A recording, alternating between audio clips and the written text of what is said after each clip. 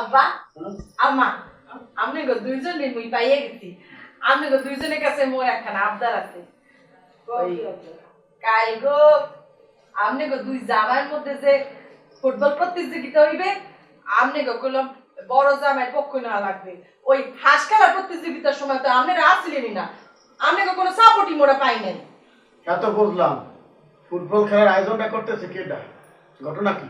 ওই যে বদরুল ওই বদরুলই তো আমনে গো বড় জামাইরে সবার সামনে চ্যালেঞ্জ দিছে আর ওই পলাশ কি চ্যালেঞ্জ হালাই দেয় পোলা আপনারা মোর কথা দেন যে বড় জামাইরে পক্ষ দিবেন সাপোর্ট দিবেন।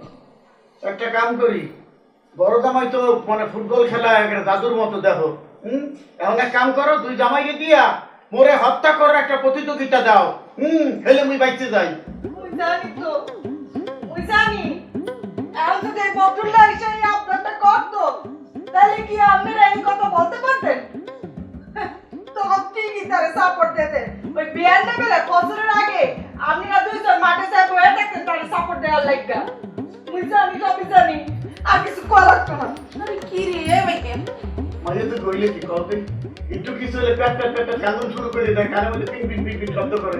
হ্যাঁ এই থাকবা না কেন বিদায় হওয়া হয়ে কো বেন্ডাকা লাড়া তুমি একালে যদি দুই চক্ষু যায় কই চলে যাবো। সেইদিন না তো ভালো লাগতেছে না। হাঁসের প্রতিযোগিতা, ফুটবলের প্রতিযোগিতা, আর সোবাহান মওলা পাগলই জমেছে।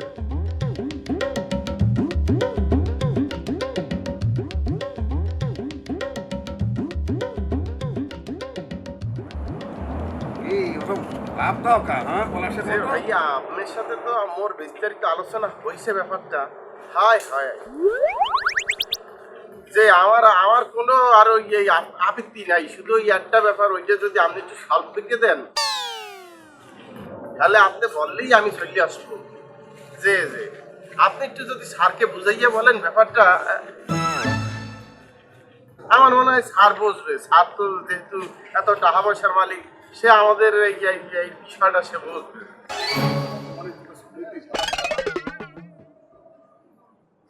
ভাইয়া রাইকে দেই, পরে আবার কথা বলবো। ওখানে যে যে আপনার ফোনের অপেক্ষায় থাকলাম।